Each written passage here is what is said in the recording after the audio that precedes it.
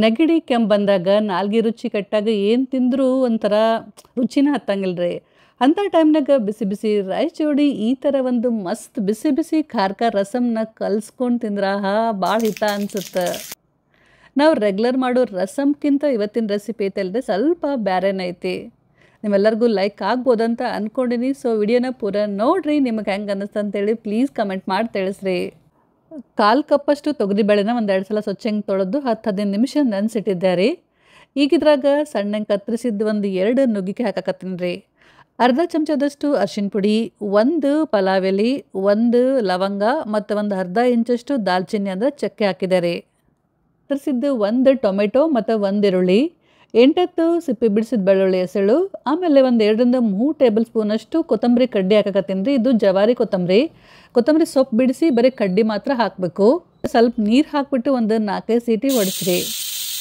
Cooker ಪೂರ ತಣ್ಣಗಾದ್ಮೇಲೆ ಪಲಾವ್ ಎಲೆನ ತೆಗಿಬೇಕು. ಇದ್ರಾಗ ನೀರೆಲ್ಲ ಬಸದ್ ಬಿಟ್ಟು ಈ ಎಲ್ಲ ಸಾಮಗ್ರಿನ ರುಬ್ಬಬೇಕು, ಮಿಕ್ಸರ್ನಾಗ ರುಬ್ಬಬೇಕು. ಸ್ವಲ್ಪ ನೀರು ಹಾಕ್ರಿ, ಅವಶ್ಯಕತೆ ಬಿದ್ದರೆ ನೀರು ಹಾಕ್ಬಿಟ್ಟು ಚಲೋ ತಂಗಿ ರುಬ್ಬಬೇಕು.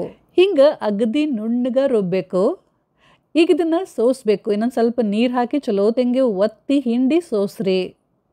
ಇದನ್ನು ಸರಿಯಾಗಿ ಮಿಕ್ಸ್ ಮಾಡಿ ನೋಡಿರಿ. ಇನ್ನೊಂದು ಸ್ವಲ್ಪ ನೀರು ಬೇಕಂದ್ರೆ ಈಗ ಇನ್ನೊಂದು ಸ್ವಲ್ಪ ನೀವು ನೀರು ಹಾಕ್ಕೋಬೋದು.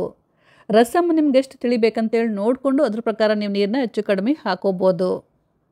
ಈಗ ಇದನ್ನು ಗ್ಯಾಸ್ ಮೇಲೆ ಇಟ್ಬಿಟ್ಟು ಇದ್ರಾಗ 1 ಟೇಬಲ್ ಸ್ಪೂನಷ್ಟು ಕುಟ್ಟಿದ ಮೆಣಸಿನಕಾಳು, 1 ಟೇಬಲ್ ಸ್ಪೂನಷ್ಟು ಹುರಿದಿದ್ದ ಜೀರಿಗೆ ಪುಡಿ, ರುಚಿಗೆ ತಕ್ಕಷ್ಟು ಉಪ್ಪು ಮತ್ತು ಒಂದು ಅರ್ಧ ಟೀ ಸ್ಪೂನಷ್ಟು ಅರಿಶಿನ ಪುಡಿ ಹಾಕಿ ಒಂದ್ಸಲ ಇದನ್ನು ಎಲ್ಲ ಸರಿಯಾಗಿ ಮಿಕ್ಸ್ ಮಾಡಬೇಕು. ಮೀಡಿಯಮ್ ಉರಿ ಒಳಗೆ 3-4 ನಿಮಿಷ ಇದನ್ನು ಕುದಿಸ್ಬೇಕು.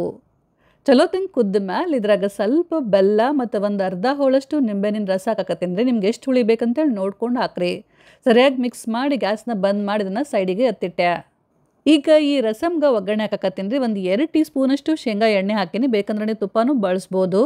1 ಚಮಚದಷ್ಟು ಸಾಸಿವೆ ಹಾಕಿದ್ದಾರೆ. ಸಾಸಿವೆ ಚಲೋ ತಂಗೆ ಚಟಪಟ ಅಂತ ಸಿಡಿದ ಮೇಲೆ ಜಜ್ಜಿದ ಬೆಳ್ಳುಳ್ಳಿ, ಕರಿಬೇವು, 1-2 ಒಣ ಮೆಣಸಿನ್ಕಾಯಿನ ಮುರಿದು ಹಾಕಿದೆ. ಚಿಟ್ಕಿ ಹಿಂಗೆ ಹಾಕಿದ್ರೆ ಮಸ್ತ್ ಖಡಕ್ ಒಗ್ಗರಣೆ ರೆಡಿ ಮಾಡಿದ ಒಗ್ಗರಣೆನ ರಸಮ್ನಾಗ ಹಾಕಿ ಅದ್ರ ಜೋಡಿ ಸಣ್ಣಂಗೆ ಕತ್ತರಿಸಿದ ಭಾಳಷ್ಟು ಕೊತ್ತಂಬರಿ ಸೊಪ್ಪು ಹಾಕಿದ್ರೆ ಮಸ್ತ್ ಬಿಸಿ ಬಿಸಿ ಖಾರ ನುಗ್ಗಿಕಾಯಿ ರಸಮ್ ರೆಡಿ.